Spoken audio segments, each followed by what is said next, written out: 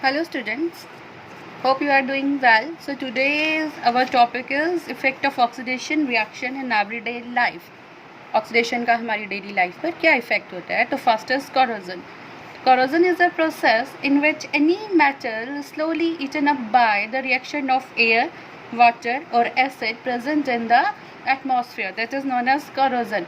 For example, कोई आप iron article लेके आए and that is very shiny when it is new, but it is some time after some time it gets coated with a reddish brown layer. Okay, reddish brown layer which is known as rust. Reddish brown layer which is known as rust. So basically rust is a reddish brown layer formed by the chemical reaction of moist air. Moist air means containing carbon dioxide, oxygen or water. So the reaction of air, water on the surface of iron, so that iron surface got reddish brown colored layer, that is known as rusting. उसको हम rusting कहते हैं. Okay तो basically देख लेते हैं. Rusting of iron एक redox reaction है. Rusting of iron is a redox reaction, मतलब आयरन की सरफेस पर ऑक्सीजन का एडिशन हो रहा है. देखते हैं. Iron plus oxygen plus water present in the atmosphere. तो इसको आप बैलेंस खुद करेंगे, हमने पहले करा हुआ है, सिखाया हुआ है मैंने आपको. तो hydrated iron oxide we got Fe2O3 XH2O. X मैंने यहाँ पे इसलिए लिखा है because number of water molecule is not fixed in this case. That depends upon the humidity, whether it is a large humidity और the humidity is small. So number of X is not fixed here. Hydrated iron oxide, this is the formula for rust. What do you mean by rust? Rust is the reddish brown layer which get deposited on the surface of iron when it exposed to the moist air. Moist air means containing carbon dioxide, oxygen or water. So rusting of iron is a continuous process and it weakens the iron and the steel objects like railway bridges हैं, हमारे railings है, car bodies हैं, metro pillars हैं. तो lots of money is wasted in repairing every year these iron materials. हमें बहुत सारा money spend करना पड़ता है डेली हर एक साल इन मेट्रो पिलर. जैसे सपोज रस्टिंग हो गई है तो वो वीक हो गए हैं और वो गिरने के उनके चांसेस बहुत ज़्यादा हैं. तो we have to replace them again and again. We have to change their iron objects every year. हमारा बहुत सारा इकोनॉमिकल जो इकॉनमी है वो इसमें हमारा मनी लगता है. तो rusting is not good process, good chemical process for us.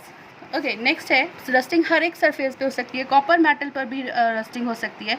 तो जो copper metal rusting is related with iron, corrosion of copper metal can take place. Okay, that's what I want to tell you कि rusting सिर्फ iron से related है, बाकी metals का corrosion होता है. तो कॉपर मेटल को भी अगर कॉपर मेटल काफ़ी देर तक बाहर रखा रहे एटमॉस्फेयर में तो वो भी ग्रीन कलर का हो जाता है because of the deposition of carbonate on that surface of copper. Okay, silver है, सिल्वर टार्निश्ड हो जाती है, ब्लैक कलर की हो जाती है because of presence of that converts into silver sulphide. Silver sulphide में कन्वर्ट हो जाती है. हाइड्रोजन सल्फाइड जो एटमॉस्फेयर में होती है उसके साथ रिएक्ट करके सिल्वर सल्फाइड की कोटिंग आ जाती है सिल्वर आर्टिकल्स के ऊपर और वो ब्लैक हो जाते हैं कलर में. ओके, तो corrosion causes constant damages to statues. Even marble से जो बने हुए स्टैचू होते हैं या जो मॉन्यूमेंट्स हैं हमारे हिस्टोरिकल मॉन्यूमेंट लाइक ताजमहल, उनको भी corrosion अफेक्ट करता है. कैसे करता है? अब ताजमहल के कहाँ वे है? Where the Taj Mahal is situated in Agra and it is made up of marble. और मार्बल केमिकली क्या है? कैल्शियम कार्बोनेट है. और इसके चारों तरफ रिफाइनरीज हैं, रबर फैक्ट्रीज हैं जिनसे हाइड्रोजन मतलब सल्फ्यूरिक एसिड H2SO4 और नाइट्रिक एसिड रिलीज़ होते हैं और ये ऊपर जाते हैं. सल्फर डाइऑक्साइड गैस रिलीज़ होती है, nitric oxides of nitrogen release होते हैं. ये एयर के साथ ऊपर जाके किस में कन्वर्ट हो जाते हैं? वाटर के साथ मिलकर सल्फ्यूरिक एसिड में कन्वर्ट हो जाते हैं, नाइट्रिक एसिड में कन्वर्ट हो जाते हैं. और ये कैल्शियम कार्बोनेट को डिज़ोल्व कर देते हैं। कैल्शियम कार्बोनेट क्या है? मार्बल है, जिससे क्या बना हुआ है? ताजमहल। तो sulphuric acid when it comes down with the rain के साथ जब ये, जिसको एसिडिक रेन बोलते हैं, वापस आता है तो ये कैल्शियम कार्बोनेट को डिज़ोल्व कर देता है, कैल्शियम सल्फेट में चेंज कर देता है। कार्बन डाइऑक्साइड रिलीज़ होती है, वाटर रिलीज़ होता है। उसी टाइप से कैल्शियम नाइट्रिक एसिड जब रेन के साथ वापस आता है तो ये कैल्शियम कार्बोनेट को डिज़ोल्व कर देता है और कैल्शियम नाइट्रेट में चेंज कर देता है। तो मार्बल अपनी प्रॉपर्टीज लॉस्ट कर देते हैं and this is known marble cancer. This is the reason why our Taj Mahal lost its shiny appearance and it gets paled yellow.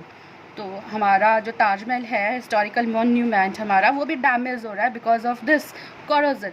So corrosion is the effect of oxidation reaction in our daily life.